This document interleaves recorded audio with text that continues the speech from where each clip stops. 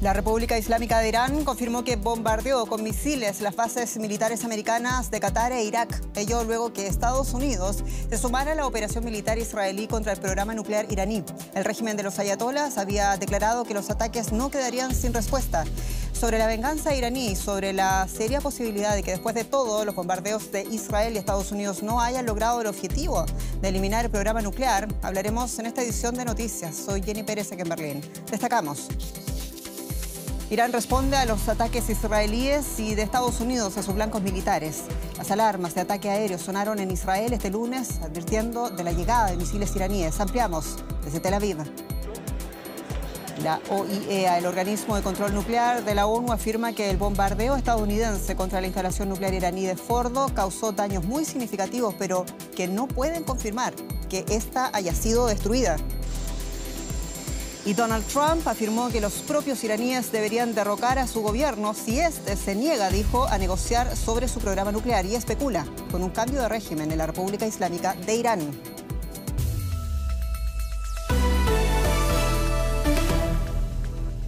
A esta hora, explosiones en Doha y Qatar. Qatar ha cerrado su espacio aéreo y la Embajada de los Estados Unidos pidió a sus ciudadanos a que se refugien. Qatar anunció que interceptó misiles contra una base estadounidense. Es el inicio de la respuesta del régimen iraní a la implicación directa de los Estados Unidos en el conflicto del domingo. Aunque Trump se felicitó por lo que llamó la destrucción completa de la amenaza iraní, no hay prueba de que la bomba atómica o la fortaleza atómica iraní de Fordo fuera destruida. El organismo internacional atómico, la OIEA, no lo pudo confirmar, así como también la posibilidad de que Irán haya movido su material nuclear antes de los bombardeos. Israel ha vuelto a bombardear, entre otros puntos, esa misma fortaleza, la de Fordo. El ejército israelí asegura que estas imágenes muestran ataques israelíes contra aviones de guerra iraníes. Israel afirma que unos 20 aviones llevaron a cabo una ola de ataques en el oeste de Irán y en Teherán durante la noche. El nuevo asalto se produce solo un día después de que Estados Unidos bombardeara 3 instalaciones nucleares iraníes. Un ataque que ha provocado consternación global, con la ONU pidiendo una desescalada inmediata. Nos enfrentamos a una elección tajante. Un camino lleva a una guerra, a mayor sufrimiento humano y a graves daños al orden internacional. El otro camino lleva a la desescalada, la diplomacia y el diálogo. Sabemos cuál es el camino correcto. Pido a este Consejo y a todos los Estados miembros a aplicar la razón y actuar con urgencia. No podemos renunciar a la paz. En Irán hay indignación por los ataques y un temor creciente tras la intervención de Estados Unidos en la guerra con todo su poderío militar. Cientos de personas se congregaron en esta protesta organizada por el gobierno en Teherán. A los expertos internacionales les preocupa que la debilidad militar lleve a Irán a cerrar el estrecho de Hormuz, vía marítima por la que transita una quinta parte del petróleo mundial. Es algo que preocupa a países como China, cuyo comercio internacional podría verse afectado. El Golfo Pérsico y sus aguas adyacentes son canales internacionales clave para el comercio de mercancías y energía.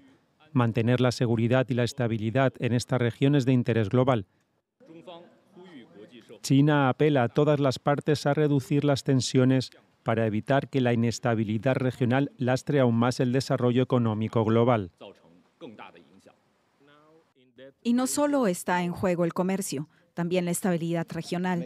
En un borrador de resolución de las Naciones Unidas, China, Rusia y Pakistán piden un alto el fuego inmediato en Oriente Medio. Tenemos con nosotros a la periodista Maya Siminovich en directo desde Tel Aviv. Maya, Irán ataca una base estadounidense en Qatar. Qatar intercepta este ataque también con misiles y dice que se reserva el derecho a responder. Ello pese a que Irán dice que no es un ataque contra Qatar, sino contra intereses estadounidenses. ¿Qué repercusiones ha tenido esta situación allá en Tel Aviv? Hola Jenny, aquí se ha seguido con muchísimo interés, algo que no ha sido del todo sorpresa porque se venía rumoreando que esto podía suceder en las horas de la tarde o de la noche. Si en Israel lo sabían, seguramente en Qatar también lo sabían y tal vez eso es lo que explique que no haya habido muertos ni heridos por ahora y que hayan sido además detenidos los 10 misiles que tiraron, 9 fueron interceptados. Estados Unidos advirtió a Qatar que no se atreviera a atacar sus bases, a Irán. Aún así lo han hecho. Aquí se especula que tal vez sea la reacción necesaria, exigida dentro del concepto este del respeto y del honor, que tenían que atacar a Estados Unidos después de lo que sucedió anteayer y que puede ser que con esto se cierre el episodio. También puede ser que no, pero aquí se sospecha que tal vez sea esto simbólico y que no vaya más allá. Maya, y también hablemos, por favor, de los últimos ataques entre Israel e Irán. Hubo una situación de bastante alarma este día. ¿Qué ha pasado hoy día en el terreno? Esta noche despertaron a millones de israelíes a las 3 de la mañana con misiles y también a las 10 de la mañana aproximadamente tuvieron a toda esa cantidad de gente en los refugios casi una hora. Es la vez que más tiempo hemos permanecido en los refugios porque hubo muchas alarmas, diferentes lanzamientos, no de muchos misiles, pero sí de manera escalonada. También hubo un daño severo a una central eléctrica en la ciudad de Ashdod, lugar sensible que provocó cortes eléctricos. Y eso fue la mañana israelí. Después continuó con ataques israelíes muy fuertes sobre Irán, es más fuertes desde que comenzó esta guerra, desde que Israel comenzó esta guerra el 13 de junio, atacando diferentes bases de las fuerzas revolucionarias iraníes. También el reloj que hay en la plaza de Palestina en Teherán, que marcaba las horas hasta la destrucción de Israel.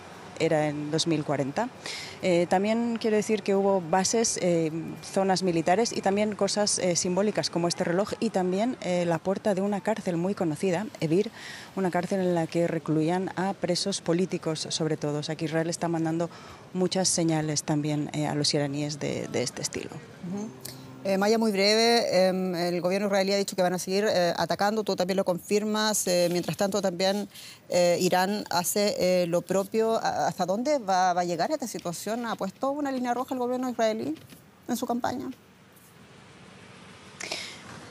En realidad ellos también están diciendo, Israel, ayer dijeron no íbamos a parar hasta que se terminen todos nuestros objetivos, hoy están diciendo nuestros objetivos están casi terminados y que ahora está todo en manos de Irán y de cómo vaya a responder Irán. O sea que Israel está dando todas las señales de que quiere terminar esto y es más, que quiere terminarlo esta semana, pero que la decisión está en el gobierno iraní, en cómo vaya a reaccionar al ataque estadounidense y qué es lo que va a pasar hoy después de lo de Qatar. Bien, Maya Siminovich, muchas gracias en Tel Aviv. Gracias, Jenny. Y lo decíamos, Israel confirmó que atacó al recinto nuclear iraní de Fordo un día después de que Estados Unidos la bombardeara. Por su parte, el jefe del organismo de control nuclear de la ONU, Rafael Grossi, declaraba que el bombardeo estadounidense ha causado probablemente daños significativos en la central. Grossi hizo estas declaraciones en una reunión de emergencia del Organismo Internacional de la Energía Atómica, pero afirmó que nadie puede decir todavía hasta qué punto Fordo, que está en el interior de una montaña, ha resultado dañada. Ante el Consejo de Seguridad de Naciones Unidas, Grossi afirmó que los niveles de radiación en las plantas afectadas se mantienen normales y exigió que sus inspectores nucleares tengan acceso inmediato a las instalaciones iraníes. Y tenemos con nosotros a Luis Alberto Villamarín Pulido, quien es especialista en geopolítica, estrategia y defensa. Tenemos además, naturalmente, la perspectiva con él. Señor Villamarín, muchas gracias por estar con nosotros en directo desde Bogotá. Decíamos que Irán ha comenzado su represalia contra Estados Unidos atacando sus bases militares en Qatar e Irak. ¿Cuál podría ser el verdadero alcance de la respuesta iraní, considerando también el control del estrecho de Hormuz? Muchísimas gracias, Jenny, por la invitación. Pues como ya vimos y lo estaba usted mencionando en el preludio, hoy sorpresivamente ocurrió el ataque contra Qatar que no se ha podido cuantificar. Pero como la pregunta es el alcance general, es la tendencia a proyectar la acción en el tiempo de acuerdo con las declaraciones del ministro de Relaciones Exteriores y el espaldarazo indirecto que está recibiendo de Rusia y de China por la distinta forma como actúan. Lo que se prevé es que la situación se prolongue con el odio que ya hay contra el Satán, que es Estados Unidos, y contra Israel para desaparecerlo del planeta. Hoy Israel volvió a atacar la fortaleza nuclear de Fordow, bombardeada por los Estados Unidos el domingo, y el jefe de la OIEA, el argentino Rossi, dijo que los responsables del régimen iraní le comunicaron que podrían haber movido el material nuclear previamente a otros lugares. ¿Indica esto acaso que ni Israel ni Estados Unidos lograron su objetivo, que es destruir el programa nuclear iraní? Tendría varias lecturas, Jenny. Una lectura, una probabilidad sería que se trate de una maniobra de propaganda para descalificar la acción. Otra, que sea cierto. Pero mientras Israel no lo confirme con su poderoso servicio de inteligencia que tiene allá, que ha infiltrado y penetrado todas las estructuras del servicio militar y del servicio de inteligencia y del proyecto nuclear, pues es difícil. Pero además, mientras la OIEA no tenga el acceso directo a toda esta tarea que está desarrollando Irán con su proyecto nuclear, pues siempre quedará en la especulación, y como el rumor tiene tanto poder, ese rumor va a durar mucho tiempo. Y hay muchas críticas a esta campaña militar conjunta entre Israel y Estados Unidos contra el programa nuclear iraní. Es una operación que apoyan también, recordemos, los países del G7 y la OTAN. En su opinión, ¿cuán grave es, después de todo, que el régimen iraní alcanzara a desarrollar armas nucleares como misiles o como drones? Y también quiero detenerme en la principal aprehensión presentada por Ucrania, por ejemplo. Es que comencemos por decir que falló la diplomacia, falló el trabajo del Consejo de Seguridad de la ONU, fallaron las sanciones que se le impusieron a Irán, fallaron las coordinaciones entre los del Consejo de Seguridad, que han debido ser mucho más concretos, y la evolución de lo que pasó con Obama y luego con Trump y otra vez. Y de remate, la actitud beligerante de Irán fue la que llevó a que las cosas se pusieran en este nivel. Hoy estamos al borde prácticamente de que un error de cualquiera de las potencias conduzca a una conflagración mayor, porque como lo hemos dicho en varios escenarios, por mucho menos comenzaron dos grandes guerras. Entonces el punto aquí es que si la diplomacia no regresa a tomar fuerza y no hay una conciencia de los comprometidos, la cuestión será peor, y comenzando por el pueblo iraní, que terminará en una revuelta sangrienta, como es lo más previsible. Muchas gracias por sus observaciones en Bogotá, y hasta una próxima oportunidad, al señor Villamarín Pulido, especialista en geopolítica. Con mucho gusto, Jenny, muy amable por la invitación. Son noticias preocupantes que también, como no, importan a Washington, porque si bien Estados Unidos atacaba directamente a Irán bajo el pretexto de eliminar su programa nuclear, Donald Trump especula ahora con un nuevo escenario de un eventual cambio de régimen en la República Islámica de Irán. Trump afirmó en su red Social Truth que los propios iraníes deberían derrocar a su gobierno si este se niega a negociar sobre su programa nuclear. Hasta ahora, funcionarios del gobierno estadounidense, como el vicepresidente J.D. Vance, habían insistido en que el objetivo del ataque militar era acabar con las instalaciones nucleares. No obstante, el presidente estadounidense dijo que todavía está interesado en la diplomacia, dijo la Casa Blanca este lunes. Y en Washington está José Díaz Briceño con detalles. Periodista José Díaz, hoy el ministro de Defensa de Estados Unidos también volvía a repetir lo que dijo Trump. El objetivo no es un cambio de régimen en Irán, sino la eliminación del programa nuclear iraní. Una distinción que ha ayudado para aplacar las críticas, acaso, dentro del movimiento MAGA del gobierno de Trump.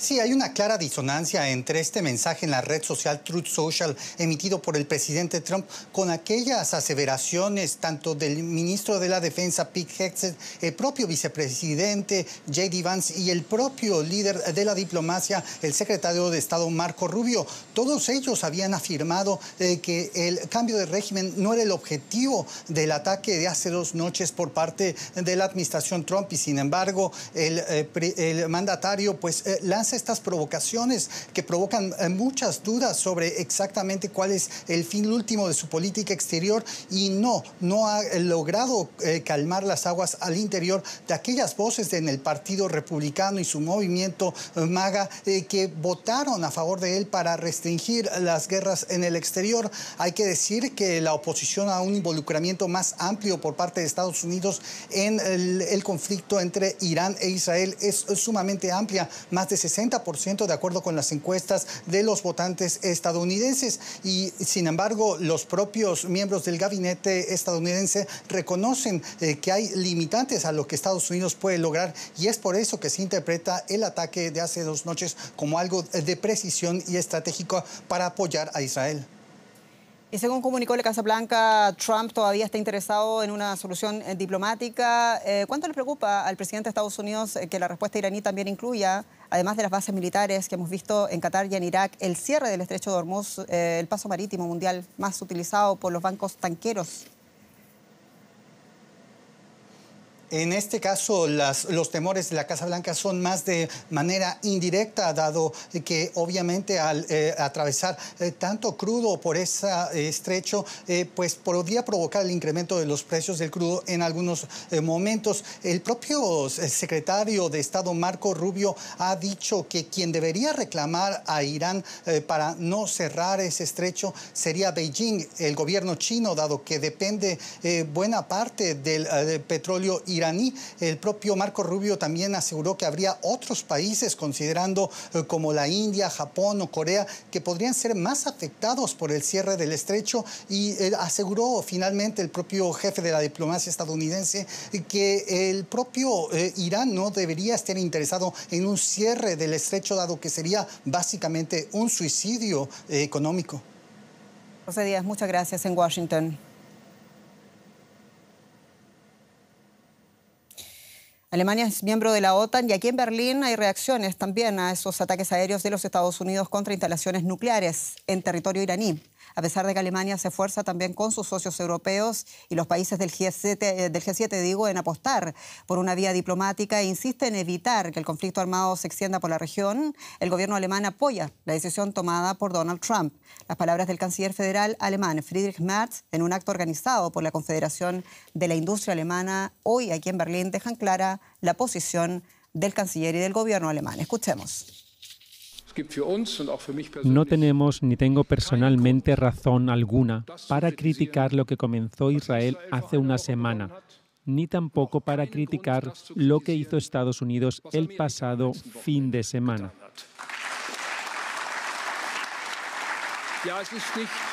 Sí, es cierto que tiene su riesgo, pero dejar las cosas como estaban no era una opción. Con la llegada de Merz a la Cancillería Federal, el tono del gobierno alemán respecto a Oriente Medio ha cambiado considerablemente en comparación con los gobiernos anteriores liderados por Olaf Scholz y Angela Merkel.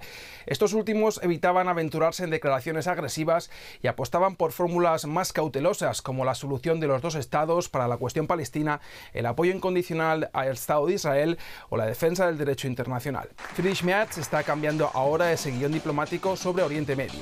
La semana pasada dijo que Israel estaba literalmente haciendo el trabajo sucio de Occidente con sus ataques a la República Islámica de Irán, y hoy apoya abiertamente los bombardeos del ejército de Estados Unidos decididos por Donald Trump contra instalaciones nucleares iraníes. Mientras, su ministro de Exteriores, el democristiano Johann Wadephul, insiste desde Bruselas en la necesidad de mantener la vía diplomática abierta para solucionar el conflicto entre Israel e Irán, en una escenificación algo contradictoria con las palabras de Merz y en una especie de malabarismo diplomático por parte del gobierno alemán. Recordemos que Alemania, con Merkel como canciller, fue uno de los grandes impulsores del acuerdo nuclear iraní, firmado en 2015 por Teherán, por los 5 miembros del Consejo de Seguridad de Naciones Unidas y por la Unión Europea. Un acuerdo abandonado, por cierto, unilateralmente por Trump en 2019, lo que a la postre ha desembocado en el conflicto entre Israel e Irán y en los ataques aéreos estadounidenses contra territorio iraní que vimos el pasado fin de semana. Y este martes y miércoles se reúnen en La Haya los mandatarios de los países miembros de la OTAN. El tema central de la cumbre será el gasto en defensa. Sin embargo, se espera que la agenda de los líderes se centre también en el conflicto entre Israel e Irán. La alianza ha instado en el pasado de manera repetida a Irán a cumplir con sus obligaciones en virtud del Tratado de No Proliferación Nuclear. El secretario general de la OTAN, Mark Rutte, se refirió a la amenaza que supondría que Irán pueda poseer y utilizar armas nucleares. Escuchemos lo que dijo Rutte. Centrémonos en lo esencial. Mi mayor temor sería que Irán poseyera y pudiera utilizar y desplegar un arma nuclear, lo que supondría un estrangulamiento para Israel, para toda la región y para otras partes del mundo. Y por eso la OTAN ha dicho que Irán no debería tener en sus manos un arma nuclear. Esa siempre ha sido la posición de la alianza. Y no estoy de acuerdo en que lo que hizo Estados Unidos vaya contra el derecho internacional. Además, se prevé que los líderes de la OTAN firmen durante la cumbre un aumento del gasto en defensa de hasta el 5% del Producto Interior Bruto tras las presiones de los Estados Unidos. Y sin embargo, no todos los países de la alianza parecen estar de acuerdo. Uno de ellos es España, que dice que ha negociado una extensión tras haber calificado el objetivo de irrazonable. Nuestra compañera Terry Schultz informa desde La Haya. A pesar de algunos regateos de última hora antes de la cumbre de La Haya, hay pocas dudas de que los gobiernos de la OTAN acordarán gastar el 5% de su Producto Interior Bruto en defensa, una vieja exigencia de Donald Trump que ahora trata de imponer su secretario de Defensa en la OTAN. El 5% es nuestro mensaje y lo transmitiremos, presidente Trump, en la cumbre de La Haya. El jefe de la OTAN, Mark Rutte, ha defendido frente a las numerosas preguntas de los periodistas acreditados que este aumento del gasto no es solo para contentar a Trump. No tenemos que hacer esto por el deseo de uno, lo hacemos para mantener a 1.000 millones de personas seguras. Rutte insiste en que la cifra refleja lo que los aliados deben gastar en sus propios recursos para cumplir el plan global de defensa de la OTAN y disuadir así a Rusia. Esta es la fórmula propuesta. Los gobiernos destinarían el 3,5% del PIB a las necesidades tradicionales de defensa. El 1,5% restante provendría de gastos como ciberseguridad, modernización de infraestructuras para mejorar la movilidad militar, ayuda a Ucrania y otras categorías aún en discusión. Pero las cuentas son confusas y el secretario general se negó a especificar cómo podrían clasificar su gasto los países. Por ejemplo, algunos aliados contabilizan actualmente la ayuda militar a Ucrania como parte de su propia inversión básica en defensa. Otros dicen que ayudar a Ucrania es bueno para la OTAN, pero que ese dinero pertenece a esta otra cesta del 1,5% de gastos relacionados con la defensa. El último recuento oficial de la OTAN en 2024 muestra que varios países siguen por debajo del objetivo anterior del 2% del Producto Interior Bruto fijado en 2014. Entre ellos, España ha sido el que más se ha opuesto al aumento del 5%, a pesar de que Madrid ha aprobado parte de las nuevas obligaciones armamentísticas de la OTAN que requerirán un alto gasto adicional. Creemos que somos capaces de cumplir estos objetivos de capacidades para España con el 2% del Producto Interior Bruto. Pero parece que la administración Trump ya se ha apuntado a una victoria en La Haya y está centrando su atención en el gasto de sus socios asiáticos. Los miembros de la OTAN se comprometen a gastar el 5% de su PIB en defensa, incluso Alemania. Así que no tiene sentido que los países de Europa hagan eso mientras los aliados clave de Asia gastan menos en defensa ante una amenaza aún más formidable. Un adelanto del prometido giro de Trump hacia Asia, uno de los próximos retos de la OTAN. Y mientras tanto, la guerra de Israel contra la milicia islamista Hamas en Gaza continúa. También la muy precaria distribución de ayuda humanitaria que tras el quiebre entre el gobierno israelí y Naciones Unidas está a cargo de una nueva agencia humanitaria respaldada por Estados Unidos e Israel. Naciones Unidas rechaza a esta agencia y ha denunciado que solo ellos pueden hacer llegar las ayudas a la grave situación de la población palestina. La ONU denunció lo que llamó un escalofriante patrón de las tropas israelíes que disparan, dicen, contra multitudes de gazatíes que se acercan a los centros de ayuda para buscar alimentos. Los gazatíes buscan comida en lo que la ONU describe como condiciones creadas para matar. Los organismos de ayuda humanitaria afirman que Gaza es uno de los lugares del mundo en los que más hambrunas se registran. Existen reportes de tiroteos casi diarios en los centros de distribución de ayuda. Testigos y médicos los atribuyen a las tropas israelíes, aunque es imposible de verificar. El Ministerio de Salud de Gaza, controlado por Hamas, afirma que más de 400 personas han muerto desde que la Fundación Humanitaria de Gaza, respaldada por Israel y Estados Unidos, comenzó a distribuir ayuda hace menos de un mes. Naciones Unidas asegura que el hambre se ha convertido en un arma. Sobre el intento de sobrevivir pende una sentencia de muerte. No hay forma segura de comer. Desde que se levantó parcialmente el bloqueo total hace poco más de un mes, la gente ha sido asesinada casi a diario mientras buscaba comida. Las autoridades israelíes nos impiden distribuir a través de los sistemas que hemos establecido y que sabemos que funcionan. Tenemos un plan. Podríamos llegar a todas las familias de Gaza como hemos hecho en el pasado, pero nos lo impiden a cada paso. Gaza se enfrenta a un alto riesgo de hambruna, pero el primer ministro israelí Benjamin Netanyahu asegura que el final de la guerra depende de Hamás. En lo que respecta a Gaza, esta guerra podría terminar mañana, podría terminar hoy. Si Hamás se rinde, depone las armas, libera a todos los rehenes, se acabó en un momento. Se niegan a hacerlo. Con los ojos del mundo ahora en Irán, los organismos humanitarios temen que la situación de Gaza pase a un segundo plano. Más noticias internacionales a continuación. Ataques rusos con drones y misiles contra la capital ucraniana causaron al menos 8 muertos y varios heridos, ellos según autoridades ucranianas. Según los servicios de emergencia, los ataques alcanzaron zonas residenciales y hospitales en varios distritos de Kiev en la madrugada del lunes. Al menos 25 personas murieron y más de 60 resultaron heridas en un atentado suicida en una iglesia de Damasco, la capital siria. Según el Ministerio del Interior de ese país, un hombre abrió fuego contra los fieles de la iglesia ortodoxa griega antes de detonar un chaleco explosivo. El activista pro-palestino Mahmoud Khalil ha celebrado un mitin en Nueva York después de que un juez estadounidense ordenara su puesta en libertad. El activista estuvo detenido durante más de 3 meses. La administración Trump le acusó de expresar opiniones antisemitas y favorables a Hamás a pesar de no haber infringido ninguna ley, según el tribunal.